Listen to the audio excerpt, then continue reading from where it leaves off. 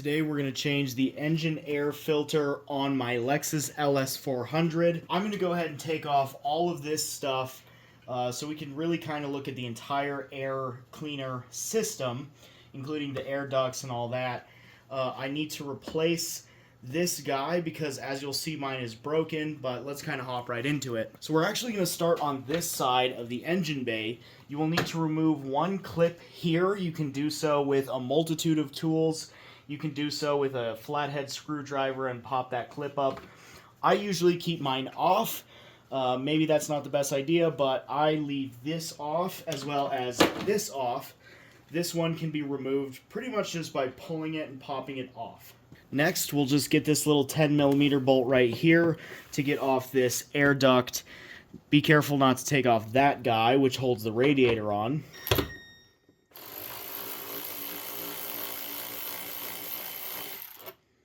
And once that one is removed, make sure you keep a nice place for your hardware. Once that's up, we can lift this up and kind of wiggle it out of here. You do have this chamber, which, whatever. Now, there are 3 bolts over here that you will need to remove. Here, here, and here. Mine's already missing because I'm lazy. But we'll get that off. And this off.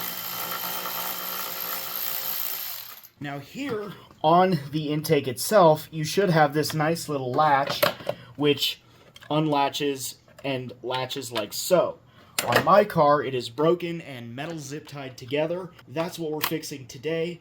And yeah, so, oh look, I can even take it right off. But that is nice and easy, you just undo it. So this is potentially where this job becomes a little bit of a pain in the butt. And it depends on the condition of this intake duct right here. This small section can be replaced on Rock Auto. They get rock hard sometimes. Here's my old one.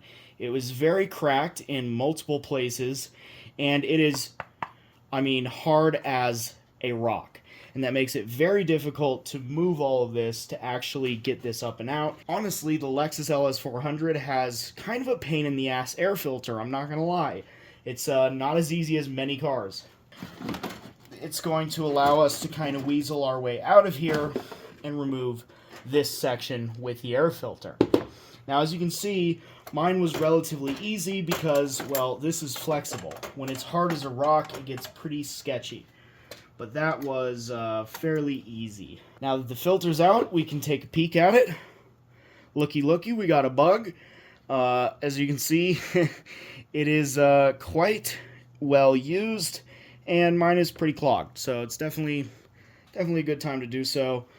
And then we want to make sure this stays clean as well. Just dump all that in the trash. So at this point, if you want to take your airflow meter or MAF out, then you have to loosen these nuts or loosen these band clamps. And then, of course, unplug this guy. Always be careful with harnesses. Unplug that boy, put it to the side, and then, by applying some pressure and doing a little wiggle, we can pull out that whole deal. So that will allow me to, first of all, inspect this, make sure there's not a big old globber in there. It's nice and clean. So the air filter was doing its job, but now we have this out, and I can do my repair of replacing this thing. To remove our intake chamber, we will undo that hose clamp, and then we will undo this vacuum hose, and then this vacuum hose as well. Now this thing can also become rock hard and a huge pain in the ass. Mine is definitely frozen. There's also one more 10mm on this side, holding on that air chamber. What I can do is loosen the air chamber and loosen this hose clamp and get it to a point where it's ready to come off for me. All right. Now, I can take this guy off and pull it out. And there's that. So now this whole area is open. We can look into the throttle body. We can now access these spark plugs. Take a look in here, which is my goal for now. This thing sucks. All right, to do this, we have to bend these little tamper-proof things out of the way, these little tabs. Not really sure what the thinking there was as to why these nuts are protected. But as you can see, there's these little tabs that kind of need to get bent out of the way. Not really sure why. It's an odd thing.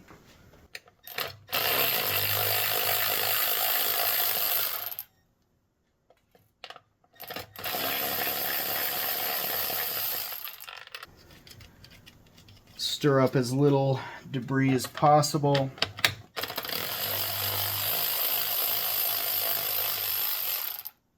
There is a gasket that goes between this guy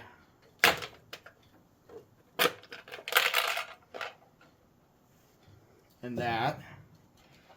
I'm going to actually just leave that. Not even going to touch it.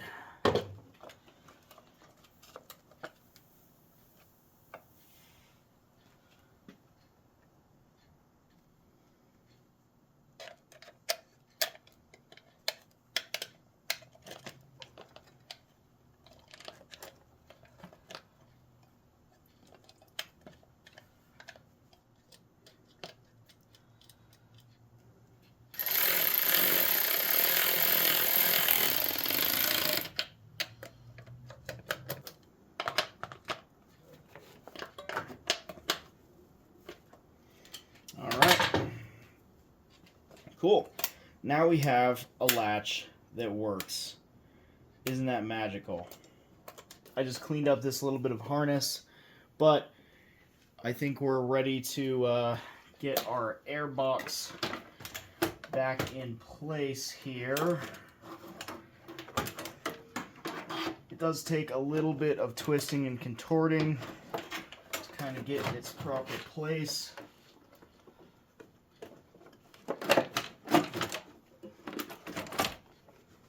Okay, and make sure our harness is available here and can plug in.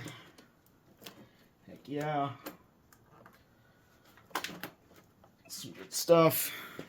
And I would say it doesn't hurt to leave it all a little loose until you get everything in here. Alright, now that we're all Swiss cheesed up, I believe it is time to put our new air filter in. Looky there. Exciting stuff, dude. We're going to gain so much horsepower off this.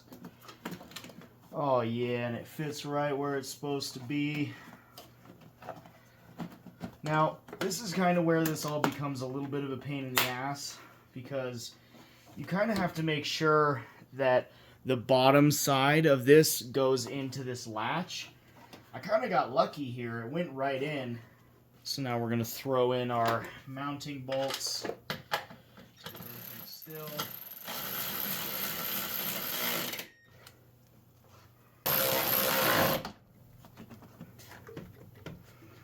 Bam. And that's that. Air filter changed, Swiss cheesed, and our latch works. What a miracle. And our final component is simply going to be our air duct, of course. A quick note on the Swiss cheese.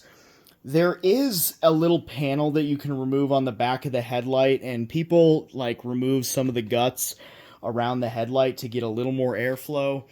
Obviously, I'm just kind of messing around, so I'm not really worried about that. And don't forget about our air clamp, which we may have left loose. Ow.